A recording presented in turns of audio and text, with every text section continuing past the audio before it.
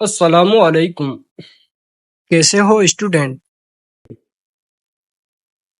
دعا کرتا ہوں کہ تم سبھی ٹھیک ہوں گے۔ آج بات کرتے ہیں اردو کے سیکنڈ سیمسٹر کے فرسٹ یونٹ کی، یعنی فرسٹ یونٹ سے ہے آپ کے غزلیات، اور پہلی غزل ہے میر تقی میر کی۔ میر تقی میر کی پہلی غزل ہے تھا مستعار حسن سے، اس کو آج پڑھیں گے۔ بنا وقت ضائع کیے غزل کو شروع کرتے ہیں۔ غزل ہے میر تقی میر کی۔ تھا مستعار حسن سے اس کے جو نور تھا، تھا یعنی پہلے زمانے میں، مستعار یعنی ادھار لینا، حسن یعنی چہرہ یا خوبصورتی، خوبصورتی ادھار لی گئی تھی، اس کے جو نور تھا اس کے نور سے ادھار لی گئی تھی۔ خورشید میں بھی اس ہی کا ذرہ ظہور تھا۔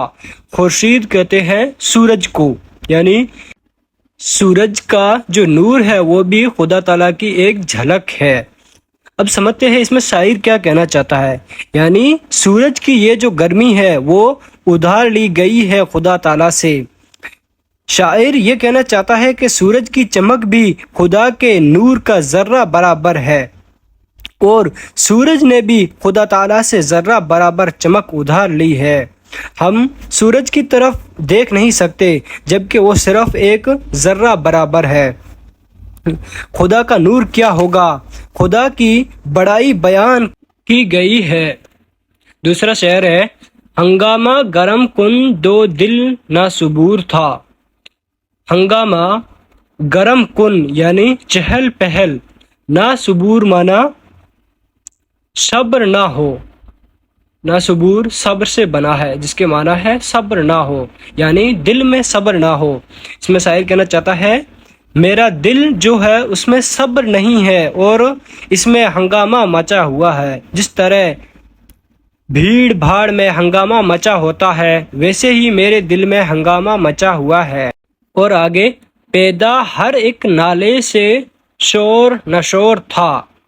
پیدا ہر ایک نالے یعنی جو پیدا ہوا ہے، شور نشور، نشور کے معنی ہے مردہ، یعنی کل قیامت کے دن ہر قبر سے مردے کو اٹھایا جائے گا تو اس وقت مردوں کی حالت ہوگی، یعنی شور برپا ہوگا، ایک ایسا ہی شور اور ایک ایسا ہی نالا، ایک ایسے ہی رونے کی آوازیں ہیں جو ہاہاکار مچا ہوتا ہے، ویسے ہی میرے دل میں مچا ہوا ہے۔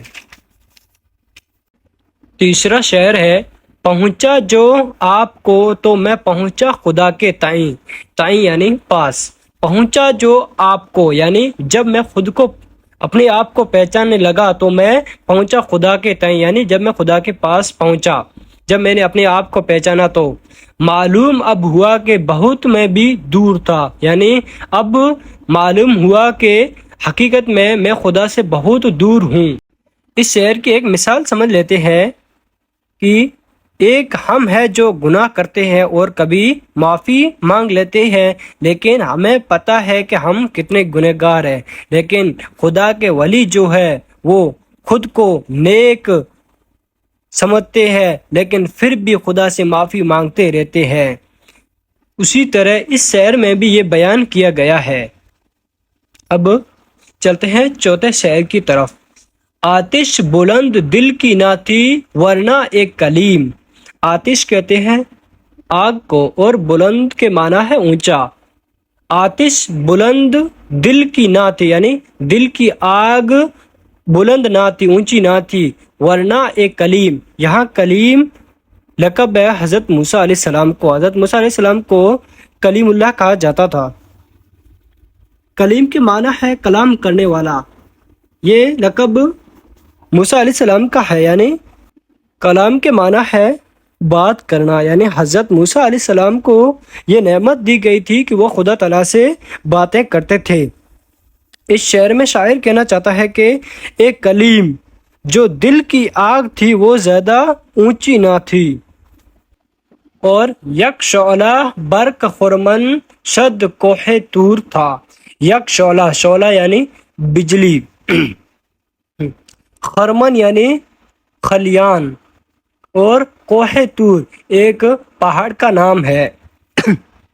یعنی شاعر کہتا ہے کہ یہ ایک شعلے کی کرن آئی تھی، ایک بجلی سی ایک شعلے کی کرن آئی تھی، وہ سو کوہ طور تھا۔ یہ پورا ایک واقعہ بیان کیا گیا ہے اس میں، وہ واقعہ میں آپ کو سناتا ہوں۔ ایک بار موسیٰ علیہ السلام خدا تعالیٰ سے التجا کی، اے رب العالمین میں آپ کو دیکھنا چاہتا ہوں، تو اللہ تعالیٰ نے فرمایا آپ کوہ طور ایک پہاڑ ہے وہاں آ جانا، اور اللہ تعالیٰ نے ایک بجلی دکھائی کہ کوہ طور پورا ریزہ ہو گیا اور وہ پہاڑی پوری جل گئی، اور اس روشنی سے حضرت موسیٰ علیہ السلام بے ہوش ہو گئے۔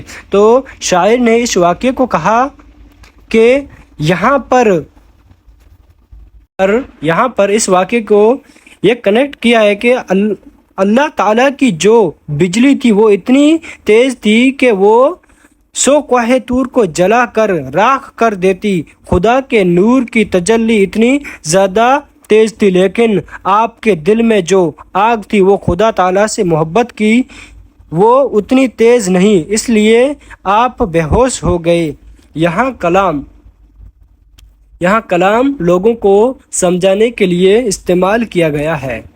اگلا شعر ہے، مجلس میں رات ایک تیرے پرتوئے بغیر۔ پرتوئے کے معنی ہے پرچھائی، یعنی مجلس میں ایک رات تیری پرچھائی کے بغیر، کیا سما یعنی موم بتی، سما کیا پتنگ، یہاں سما کیا پتنگ کے معنی ہے عاشق اور معشوق کے لیے استعمال کیا گیا ہے۔ پتنگ عاشق اور شمع کے لیے معشوق استعمال کیا گیا ہے۔ تو اس میں شاعر فرماتا ہے کہ محفل میں کوئی بھی حاضر نہیں تھا، اے میرے محبوب تو اگر مجلس میں ہوتا تو کیا رونق ہوتی، لیکن اس مجلس میں تیری پرچھائی بھی نہیں تھی، اس لیے پورا ماحول سونا ہو گیا، سما اور پتنگا کوئی اس میں حاضر نہیں تھا۔ اگلا شعر ہے، اب میں آپ کو صرف معنی بتاؤں گا، آپ خود اس کا ترجمہ کر لینا۔ اس فصل میں کہ گل کا گریباں بھی ہے ہوا، فصل یعنی موسم اور گل یعنی پھول، گریباں یعنی اپنا گریبان، اور دیوانہ ہو گیا سو بہت ذی شعور تھا۔ ذی شعور کے معنی ہے سمجھ والا۔ اس میں شاعر فرماتا ہے کہ جس پرکار پھول کھلتا ہے ایسے موسم میں دیوانہ یعنی جو سمجھدار تھا وہ بھی دیوانہ ہو گیا ہے۔ اب چلتے ہیں اگلے شعر کی طرف۔ اگلا شعر ہے، منعم کے پاس قاقم و سنجاب تھا تو کیا۔ منعم کہتے ہیں انعام دینے والا، قاقم و سنجاد ایک سفید نیولے کے ایک جانور ہے، اس کی خالوں کا نام ہے قاقم و سنجاد۔ اس رند کی بھی رات گزر گئی جو اور تھا، اس رند یعنی شرابی کی بھی رات گزر گئی، یعنی جو اور تھا، ننگا تھا، یعنی اس کے پاس کپڑے نہیں تھے۔ اس شعر میں شاعر کہنا چاہتا ہے کہ منعم یعنی انعام دینے والے کے پاس بھی اتنی قیمتی چیزیں تھی، لیکن پھر بھی یہ بھی سوتا ہے اور جو شرابی ہے وہ بھی سوتا ہے۔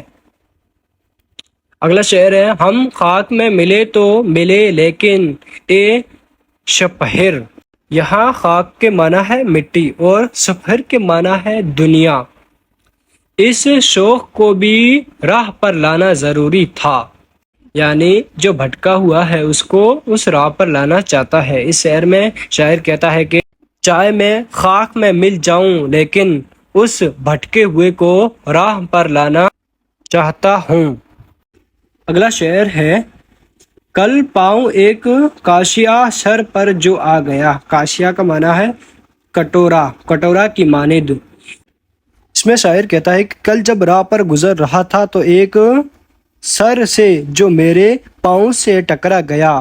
اب بتاؤں سر کیا تھا؟ کسی کے مرنے کے بعد اس کی جو کھوپڑی ہوتی ہے اس کو سر کہتے ہیں، تو میں اس کے پاؤں سے ٹکرا گیا۔ اور آگے یکسر یعنی یقیناً، وہ استخوان یعنی ہڈیوں کا ڈھانچہ، شکستوں یعنی بہت سی ہاروں، شکستوں یعنی بہت سی ہاروں سے، یقیناً وہ استخوان یعنی ہڈیوں کا ڈھانچہ تھا، وہ شکستوں سے چور تھا۔ شاعر کہتا ہے کہ جب کل میں راہ گزر رہا تھا تو میرے پیر کے نیچے سر کا کٹورا نیچے آ گیا۔ حقیقت میں وہ ڈھانچہ ایسا لگ رہا تھا کہ وہ شکستوں یعنی ہاروں سے چور ہو گیا تھا۔ اگلا شعر ہے، کہنے لگا کہ دیکھ کے چل راہ بے خبر، یعنی وہ شر جو کہتا ہے کہ دیکھ کے چل اے بے خبر انسان، تو دیکھ کے چل، میں بھی کبھی کسو کا سر پر غرور تھا، میں بھی کسی کا سر تھا اور غرور سے چلتا تھا۔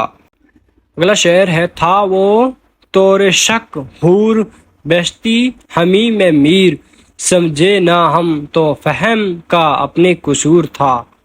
تھا وہ طور شک حور، حور کے معنی ہے جنت میں جو حور ہوتی ہے اس کا بیان کیا گیا ہے۔ رشک معنی چلنا اور بہشتی کے معنی ہے جنت۔ اس میں شاعر فرماتا ہے کہ جس کو دیکھ کر رش کرتی ہے وہ ہمیں کے اندر ہے، رش یعنی جلنا چلنا، فہم سمجھے نہ ہم تو فہم کا اپنی قصور تھا۔ فہم کے معنی ہے مطلب، فہم مفہوم سے بنا ہے، یعنی یہ تو ہماری ہی غلطی ہے کہ ہم نہیں سمجھتے ہمارے اندر کیا ہے، اور اصل میں تو ہمارے اندر وہ چیز ہے جس کو جنت کی حوریں بھی دیکھ کے جلتی ہے۔ یہ غزل آپ کو ہندی میں بھی لکھی ہوئی ہے، اس کو دیکھ سکتے ہیں، اس کی معنی کو بھی آپ دیکھ لیجئے۔ ملتے ہیں اگلے ویڈیو میں۔